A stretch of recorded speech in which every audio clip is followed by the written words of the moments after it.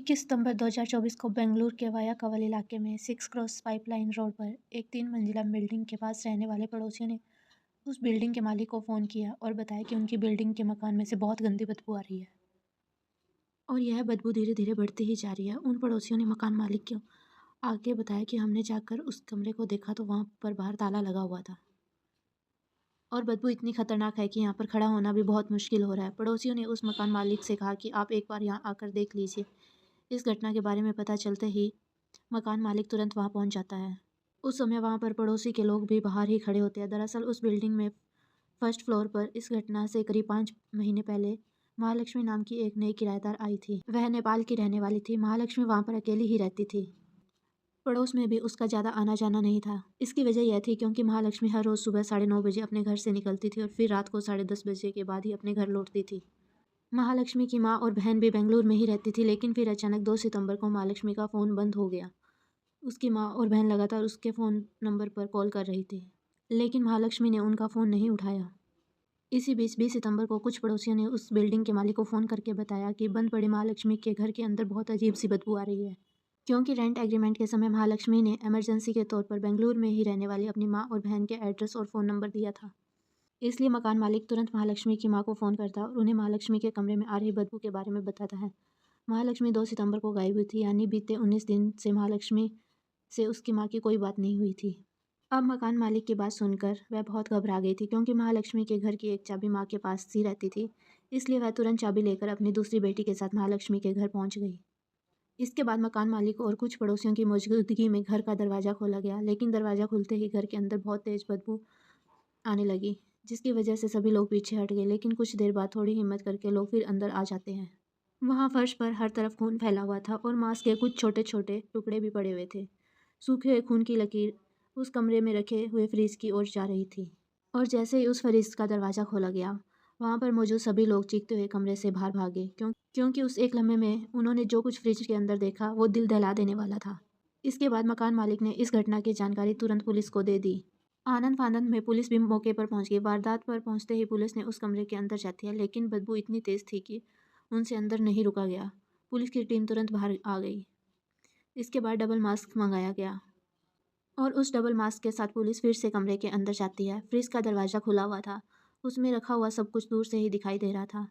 Fridge के सबसे ऊपर वाले खाने में इंसान के 2 पैर रखे थे, बीच के खाने में इंसानी जिस्म के अलग अलग हिस्से और सबसे नीचे खाने में एक सिर रखा था। यह सिर महालक्ष्मी का था।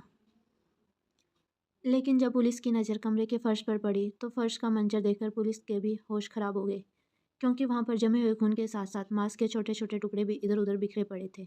उस कमरे में रखे 135 लीटर सिंगल डोर फ्रिज के पूरे 19 दिन तक 29 साल की महालक्ष्मी के अनगिनत टुकड़ों में बंद थी।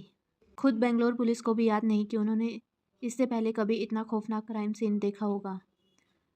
उस कमरे में कत्ल के सबूत टुकड़ों की शक्ल में बिखरे पड़े थे।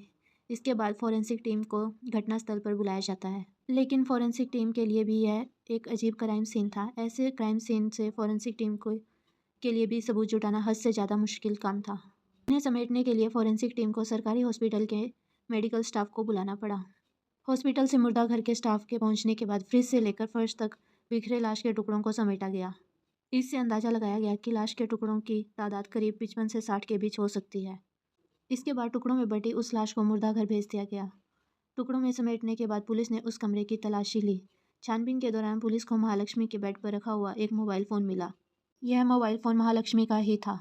जब इस फ़ोन की कॉल डिटेल निकाली गई तो पता चला कि इससे आखिरी कॉल 2 सितंबर को की गई थी, यानी 2 सितंबर के बाद से ना ही इस फ़ोन से कोई कॉल की गई और ना ही कॉल कोई रिसीव की गई। इससे बेंगलुरु पुलिस ने अंदाज़ा लगाया कि महालक्ष्मी का कत्ल 2 से 3 सितंबर के बीच हुआ होगा। लेकिन सवाल यह था कि आखिर महालक्ष्मी की इतनी दर्दनाक मौत किसने दी और आखिरकार महालक्ष्मी को क्यों मारा गया? क्या दुश्मनी हो सकती है और वह कातिल कौन था? इन्हीं सवालों को लेकर बेंगलुरु पुलिस अपनी कार्रवाई शुरू करती है।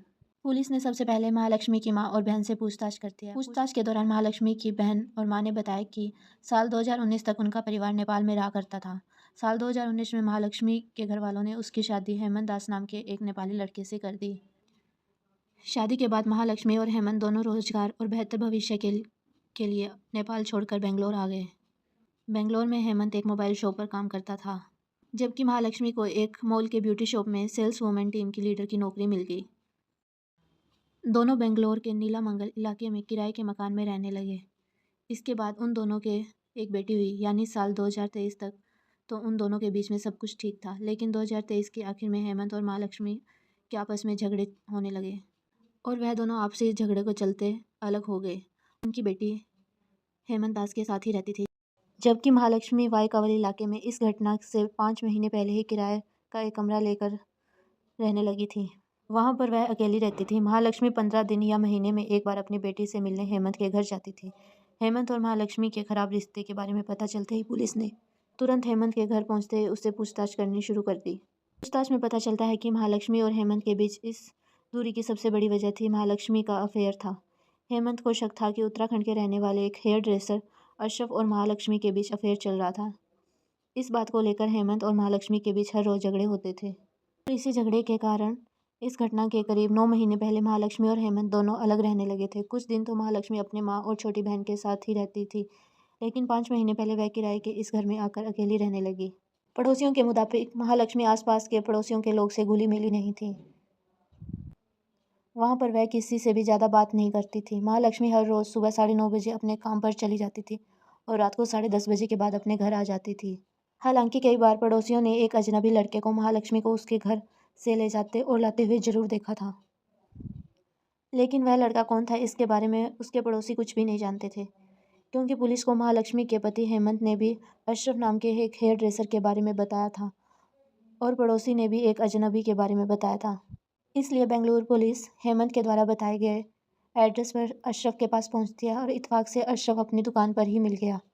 इसके बाद उसे पुलिस स्टेशन लाकर उससे पूछताछ की गई, लेकिन कोई सफलता हाथ नहीं लगी। महालक्ष्मी के पति हेमंत दास और हेयर ड्रेसर अशरफ यानी जिस पर हेमंत को शक था, बेंगलुरु पुलिस उन दोनों से लंबी पूछताछ कर चुकी थी, लेकिन दोनों की शुरुआती पूछताछ के बाद पुलिस को इस बात का अंदाज़ा हो गया था कि महालक्ष्मी के कत्ल में इन दोनों का कोई हाथ नहीं है। उन दोनों के मोबाइल की कॉल डिटेल में 2 सितंबर से लेकर 21 सितंबर तक उनकी लोकेशन में ऐसा कुछ नहीं मिला था जिससे उन पर शक किया जा सके। लेकिन सवाल आखिर यही था कि आखिर महालक्ष्मी का कातिल कौन है? वह व्यक्ति कौन था जिसने पहले इतनी बेदर्दी से उसका कत्ल किया और फिर उसके लाश के टुकड़ों को फ्रिज में भर दिया? लेकिन जब कातिल का पता लगाने के लिए बेंगलुरु पुलिस ने महालक्ष्मी की कॉल डिटेल चेक की तो उससे पुलिस को शक की सुई एक अजनबी की तरफ घूम गई। पुलिस का कहना था कि उस अजनबी के बारे में उनके पास सारी जानकारी है और उन्हें उसका नाम भी पता है। यहाँ तक पुलिस को यह भी पता था कि वह महालक्ष्मी के कत्ल के बाद वह व्यक्ति बेंगलुरु से फरार हो चुका है। उस समय पुलिस उसके नाम का खुलासा सिर्फ इसलिए नहीं करना चाहती थी ताकि वह अलर्ट ना हो जाए।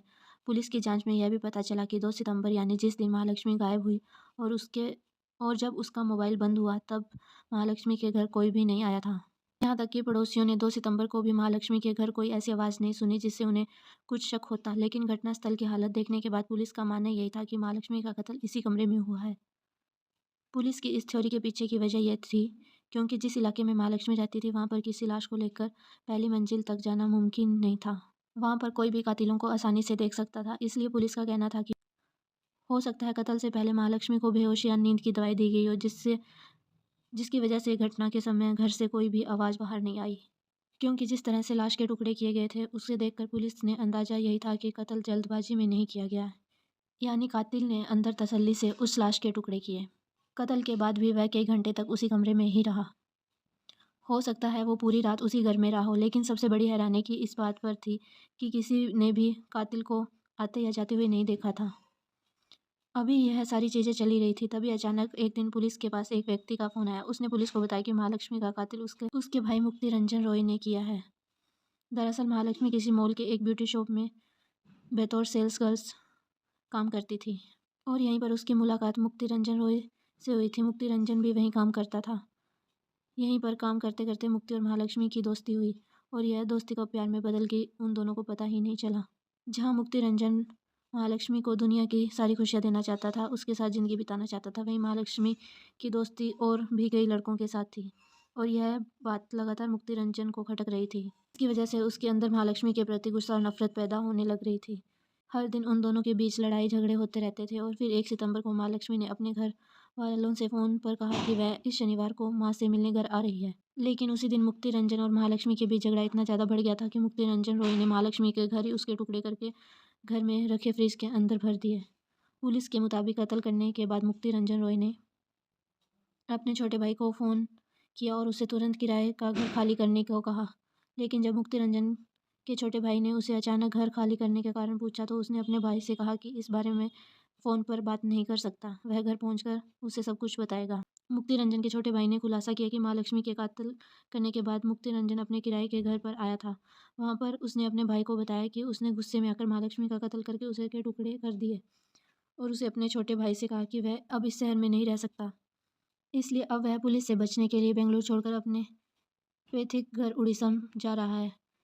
इस बात का पता चलते ही मुक्ति रंजन ने भाई के इसकी जानकारी पुलिस को दे दी, लेकिन जब पुलिस को सूचना मिली तब तक मुक्ति रंजन बेंगलुरु से फरार हो चुका था। उसका फ़ोन भी लगातार स्विच ऑफ आ रहा था, जिस वजह से पुलिस ने मुक्ति रंजन को सही लोकेशन का पता लगाने में मुश्किल हो रही थी। लेकिन फिर 25 सितंबर को जानकारी मिली कि उड़ीसा के भद्र में कुलपरा कब्रिस्तान के पास मुक्ति रंजन ने अपनी जान दे दी।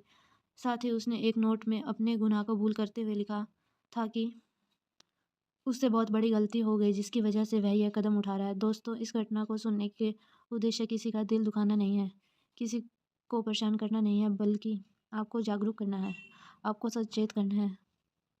दोस्तों, इस पूरी घटना के बारे में आपकी क्या राय है मुझे कमेंट सेक्शन में ज़रूर बताना। Thank you so much for watching this video. Please like, share and subscribe my channel. See you next video. Till then bye.